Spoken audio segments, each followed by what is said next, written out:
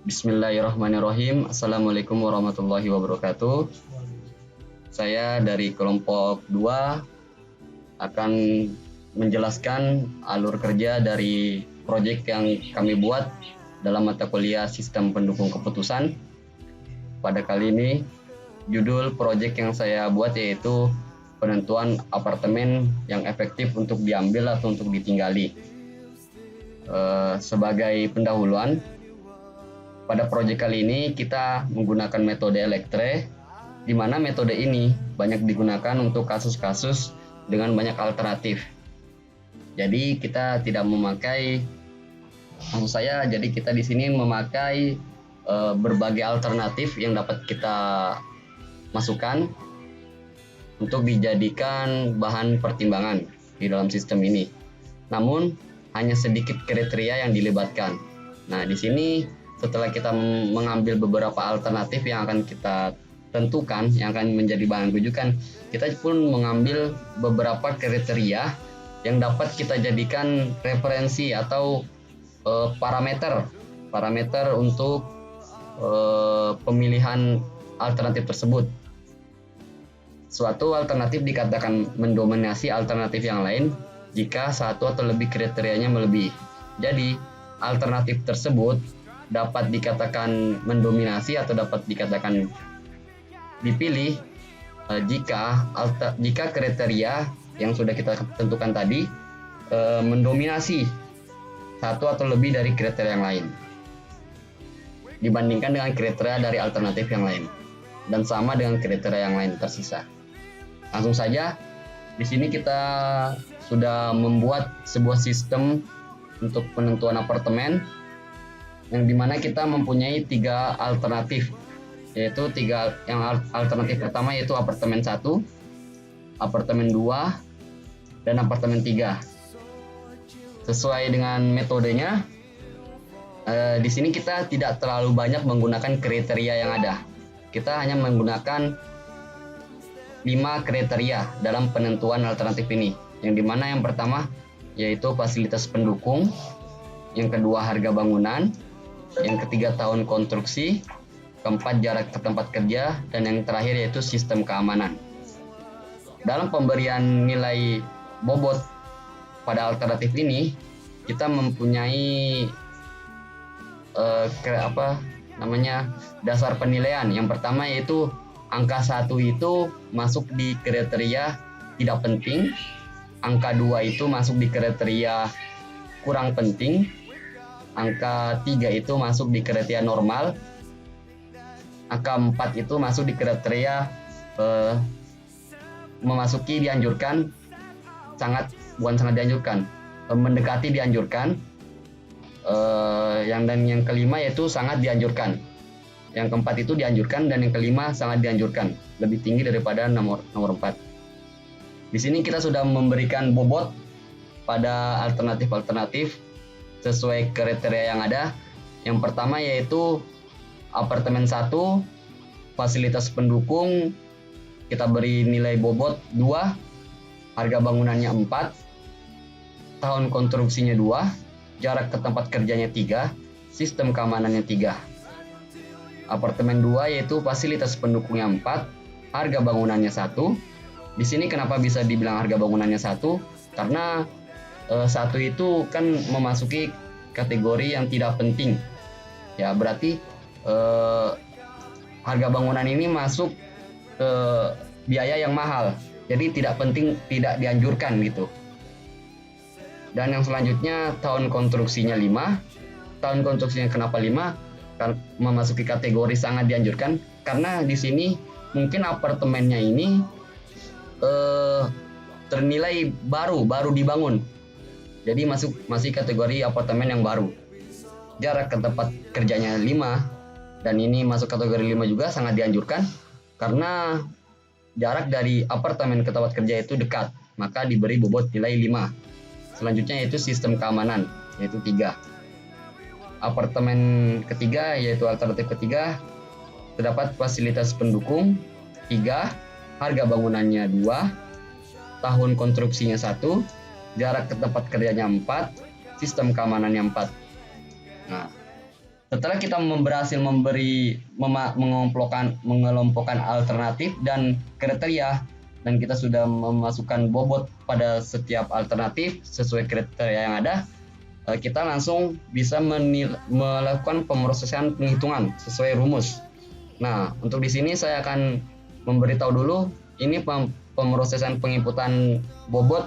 Kita masih di PHP MyAdmin seperti ini yang bisa dilihat di layar kaca antum semua. Di sini kita bisa edit untuk memasukkan penilaian pembobotan. Bisa 2, 4 sesuai yang dari data yang kita dapat. Semisal alternatif itu yang pertama fasilitasnya kurang baik, berarti kita memberikan nilai bobot 2. Semisal harganya sangat mahal, kita kasih bobot 1 karena tidak dianjurkan. Semisal harganya murah, kita kasih bobot 5. Kalau sudah, kita simpan. Nanti ya dengan otomatis akan tersave dan terlihat di web. Langsung saja kita langsung melakukan proses penghitungan nilai. Nah, di sini sudah muncul table tadi hasil dari pemberian bobot dan alternatif. Di sini terdapat matriks soalnya. Nah, pemrosesan yang pertama yaitu matriks X, di mana hasil dari matriks X-nya mempunyai bobot fasilitasnya 5,3, harganya 4,5, tahunnya 5,4, jaraknya 7,0, dan keamanannya 5,8. Ini hasil dari matriks. Selanjutnya setelah kita melakukan pemrosesan matriks X, kita lakukan matriks R normalisasi dan mempunyai bobot seperti berikut. Selanjutnya setelah itu kita lanjut ke fase selanjutnya yaitu matriks matriks V, yaitu normalisasi dikali dengan bobot.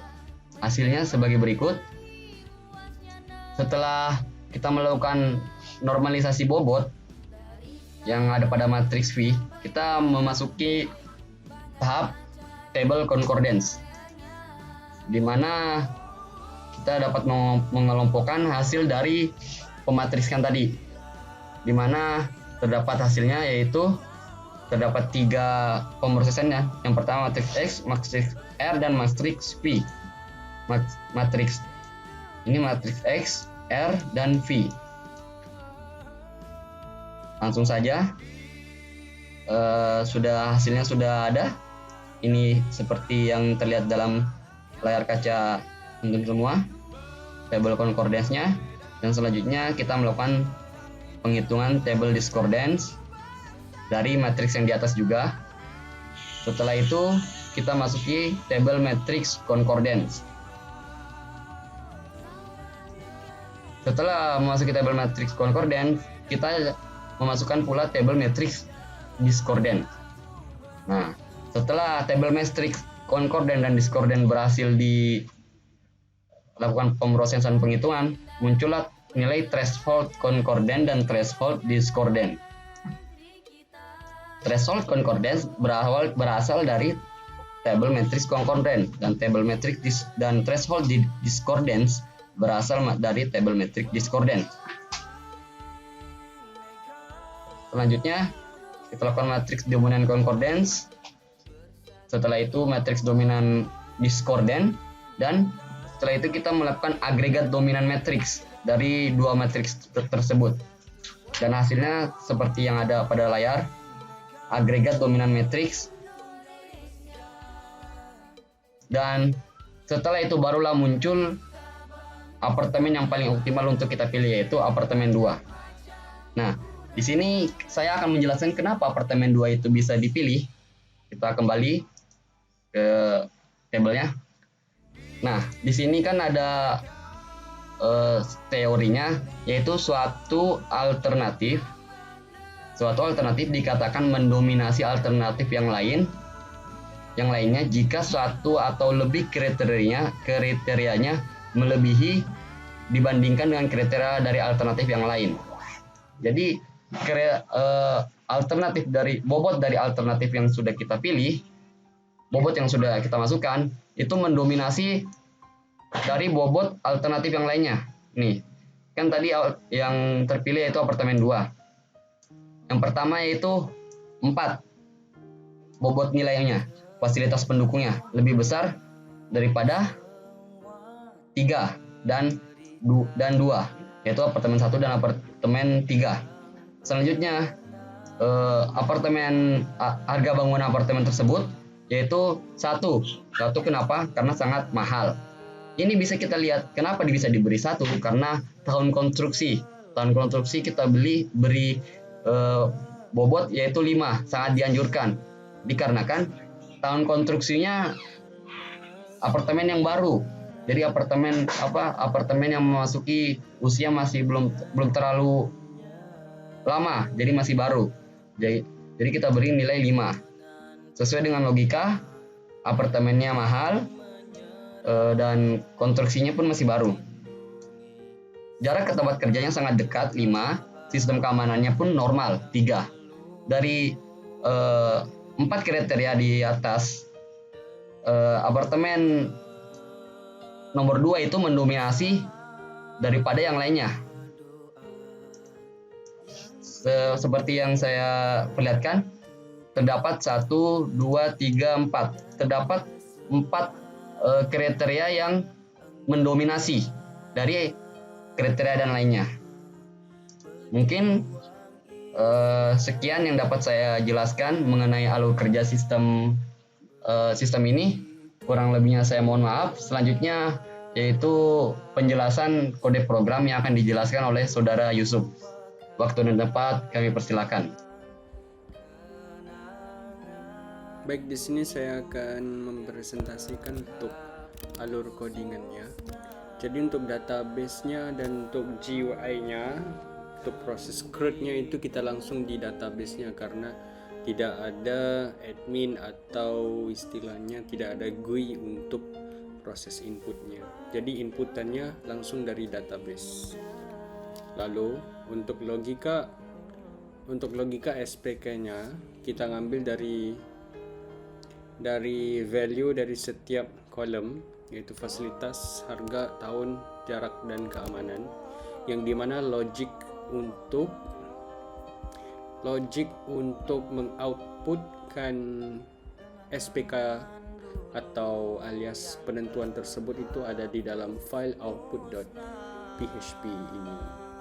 Nah, di sini ada seluruh logiknya untuk menentukan apartemen yang ideal. Jadi itu pertama-tama kita untuk detailnya, pertama itu kita koneksi database-nya. Lalu ini untuk proses inputnya, yang mana kita ngambil data di setiap kolom tersebut, lalu kita operkan ke output.php yang dimana seluruh logiknya, dan yang terakhir kita returnkan dari sebuah metode sehingga kita mendapatkan hasil outputnya, lalu kita outputkan di tampilannya tersebut. Di sini saya akan menampilkan tampilannya.